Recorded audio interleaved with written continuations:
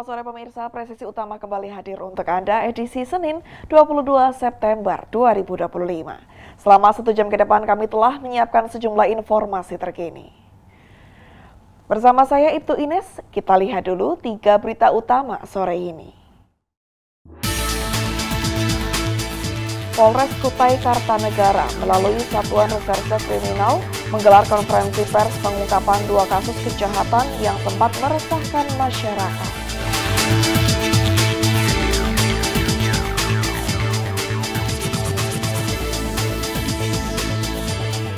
Kapolri Jenderal Polisi Listio Sigit Prabowo menghadiri syukuran Hari Lalu Lintas Bayangkara ke-70 sekaligus launching app digital Korlantas.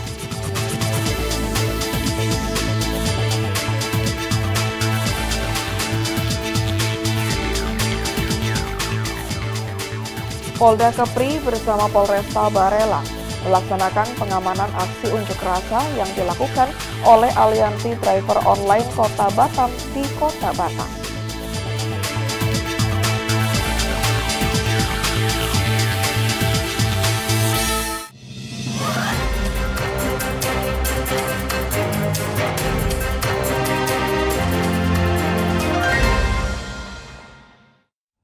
Polres Kutai Kartanegara melalui Satuan Reserse Kriminal menggelar konferensi pers pengungkapan 2 kasus kejahatan yang sempat meresahkan masyarakat. Kasus pertama menjerat seorang ibu rumah tangga berinisial RT yang dijuluki Ratu Penipu karena menipu puluhan korban dengan kerugian mencapai lebih dari 1,5 miliar rupiah. Sedangkan kasus kedua menjerat seorang pria berinisial AR yang disebut sebagai Raja Maling setelah mencuri 14 unit telepon genggam di Tenggarong.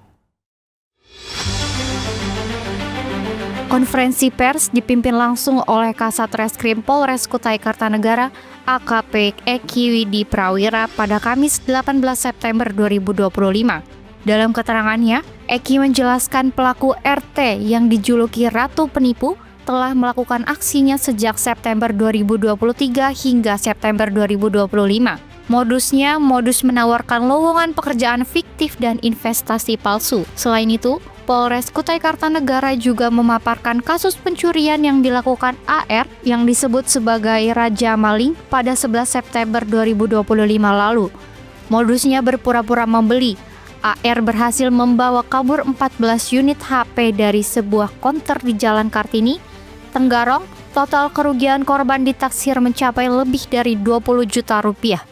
Tapi di sini dari Polres Kutai Kartanegara khususnya Satreskrim akan melaksanakan press release terhadap 2 perkara atensi yang cukup meresahkan masyarakat ya. Yang pertama adalah Queen of Rubber ya, Ratu Penipu. Yang kedua adalah King of Thief ya, Raja Maling. Terkait masalah tindak pidana penipuan tersangka dengan inisial RB. Jadi pada tanggal 18 Juni tersebut, saudari RH ini yang sebagai tersangka menawarkan jasa lowongan kerja kepada korban ya, dengan cara menginginkan agar dapat bisa bekerja di suatu perusahaan tambang di wilayah Bukan ya. Dan tersangka ini mensyaratkan untuk membayarkan sejumlah nominal yaitu sebesar 1 juta rupiah. Yang kedua, tindak pidana pencurian ya. Ada TKP di Jalan Kartini RT 13 Kelurahan Baru Tenggarong waktu kejadian 11 September 2025 ya. Mungkin baru beberapa hari yang lalu. Pelapor dengan inisial HM, A, dan tersangka dengan inisial HM. Tersangka yang kedua 480 dengan inisial A. Jadi kronologinya tersangka ini datanglah ke handphone korban ya. Lalu dia dengan caranya, dengan modusnya dia menyampaikan maksudnya saya mau beli banyak handphone nih untuk orang saya di Lampung. Dia setelah deklarasi itu gacha, saya mau yang ini dong, sehingga sang karyawan akhirnya menggunakan. Sang karyawan sibuk menulis nota untuk membeli handphone tersebut. Tersangka langsung melarikan diri dengan membawa sejumlah handphone, totalnya ada 14 handphone. Ya, ini saya kembalikan lagi ya ke pemilik karena ini barang bukti, endingnya nanti saat pengadilan juga akan kembali ke pemilik. Jadi kami bercepat dari kepolisian kembalikan. Oke? Dari Humas Polres Kutai Kartanegara, Polda Kalimantan Timur melaporkan untuk Polri TV. Dalam rangka memperkuat komitmen dalam program Kampung Bebas Narkoba, Direktorat Reserse Narkoba Polda Sumatera Barat melaksanakan kegiatan asistensi dan pengecekan di wilayah hukum Polres Padang Panjang dan Polres Tanah Datar. Kegiatan ini merupakan wujud nyata komitmen Polri dalam memberantas peredaran narkotika hingga ke tingkat akar rumput, sekaligus memastikan program yang telah berjalan efektif dan berdampak positif bagi masyarakat. Bribda Miftahur Rahmah, personil Humas Polda Sumatera Barat, akan memberikan informasi selengkapnya untuk Anda. Saat ini Polda Sumatera Barat, terkhususnya Ditres Narkoba Polda Sumbar, melaksanakan asistensi ke Kampung Bebas Narkoba di wilayah hukum Polres Padang Panjang dan wilayah hukum Polres Tanah Datar.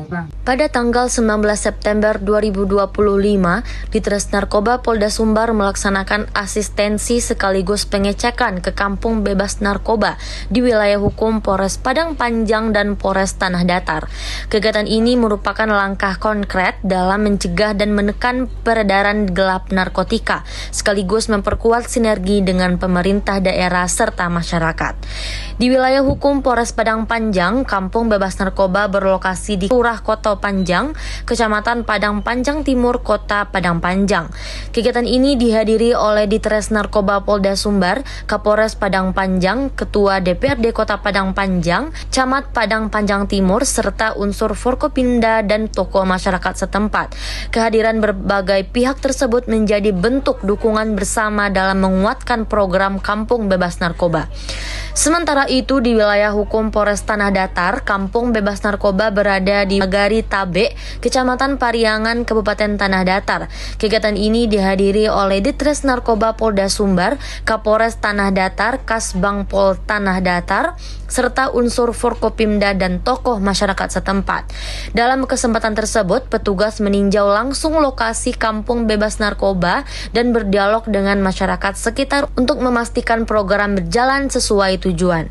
Melalui program ini diharapkan terwujud lingkungan yang sehat, aman, dan bebas dari penyalahgunaan narkotika, khususnya di wilayah hukum Polres Padang Panjang dan Polres Tanah Datar. Polda Sumbar menegaskan komitmennya untuk terus mendukung Polres jajaran dalam membentuk dan mengawasi Kampung Bebas Narkoba di seluruh wilayah Sumatera Barat. Selain itu, masyarakat diimbau agar berperan aktif memberikan informasi apabila menemukan aktivitas mencurigakan, serta peredaran narkoba dapat dicegah sejak dini. Wirid, kegiatan-kegiatan taklim dan sebagainya yang bersambungan dengan kegiatan yang positif sosial. Yang kedua, pencegahan. Yang ketiga, ultimum remedium. Kalaupun itu terakhir sekali, kita melakukan penindakan. Namun, kalaupun masih memang ada pengguna, ya di salah satu kelurahan, hilangkan dulu rasa malu. Lapor dengan tadi yang saya sebutkan, mulai dari Babin Kamtibmas, Kasat, Polsek, Kapolres. Saya pastikan tidak akan ditangkap. Terkecuali tidak dilaporkan, kami yang nangkapnya. Saya pastikan itu. Dari Polda Sumatera Barat, saya Bribda Miftahur Rahmah melaporkan. Salam presisi. Ratusan siswa di Salakan, Banggai, Kepulauan Sulawesi Tengah dilaporkan mengalami dugaan keracunan massal. Polres Bangkep bersama tim Kementerian Badan Gizi Nasional menggelar konferensi pers untuk menyampaikan perkembangan penanganan para korban. Konferensi pers berlangsung di ruangan Pos Susungan RS Trikora Salakan pada Sabtu 20 September 2025.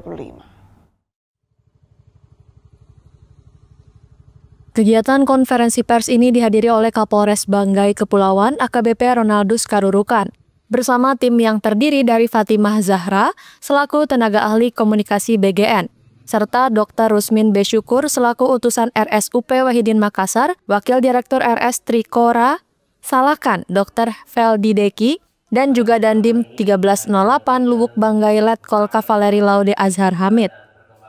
Pihak rumah sakit melaporkan total 335 pasien telah mendapatkan perawatan hingga Sabtu 20 September 2025 pukul 10.48 waktu Indonesia Tengah. Dari jumlah itu, 301 anak dinyatakan pulih dan sudah dipulangkan. Sementara 34 anak lainnya masih menjalani perawatan intensif. Gejala yang dialami pasien bervariasi, mulai dari pusing, sakit kepala, mual, hingga sesak napas dan kram pada otot dada maupun tangan. RS Trikora memastikan penanganan medis dilakukan secara maksimal, termasuk pemberian obat-obatan sesuai dengan gejala yang muncul. Langkah cepat juga ditempuh dengan melibatkan tim medis tambahan dari RSUP Wahidin Makassar. Tim medis terdiri dari dokter spesialis anak, spesialis gastro, hingga perawat ahli. Selain fokus pada kondisi fisik, tim medis juga memberikan pendampingan psikologis kepada pasien. Pada kesempatan ini, saya akan menyampaikan beberapa informasi terkait jumlah dan perkembangan kondisi penerima manfaat terdampak akibat insiden keamanan pangan (MDD) yang terjadi di Kecamatan Tinangkung, Kabupaten Banggai Kepulauan pada hari Rabu, tanggal 17 September 2025. Nah, terkait kasus pertama yang kita terima di Rumah Sakit Trikora Selatan itu pada hari Rabu, pada tanggal 17 September tahun 2025, kurang lebih pukul 11 WITA, ya. Dan pada awalnya pasien banyak dilarikan di Rumah Sakit Trikora itu pada kasus-kasus pasien yang kelompok SD, kemudian tersusulan dengan usia sekolah SMP dan SMA, ya. Kemudian secara umum gejala yang dialami pasien pada saat masuk itu berupa pusing, sakit kepala, ada yang juga sesak nafas, nyeri bagian dada, ya. Kemudian ada mual-mual dan gatal. Nah, selanjutnya terdapat beberapa pasien yang telah dinyatakan pulih juga dan bisa kembali ke kediaman masing-masing. Pada saat ini pukul 10.48 WITA pada tanggal 20 September 2025 tercatat sebanyak 335 pasien yang telah kami rawat dengan rincian 101 anak itu telah pulih dan telah dinyatakan pulang. Dan kemudian ada 34 anak masih dirawat karena masih adanya gejala berupa sesak nafas, kram pada beberapa bagian otot tubuh seperti dada dan tangan, ya. Kemudian mengenai kondisi tersebut, kami dari pihak rumah sakit telah memberikan penanganan maksimal dan memberikan obat serta penanganan medis sesuai dengan gejala yang dialami dari masing-masing korban. Sementara itu, Kapolres Banggai Kepulauan AKBP Ronaldus Karurukan menegaskan penyelidikan penyebab dugaan keracunan masih berjalan. Pihaknya sudah mengamankan sampel makanan dari lokasi penyedia serta memasang garis polisi di area SPPG. Sampel makanan itu telah dikirim ke Balai POM Palu untuk diuji laboratorium. Dari Humas Polres Banggai Kepulauan Polda Sulawesi Tengah melaporkan untuk Polri TV. Pemirsa, kami akan segera kembali usai jeda berikut ini.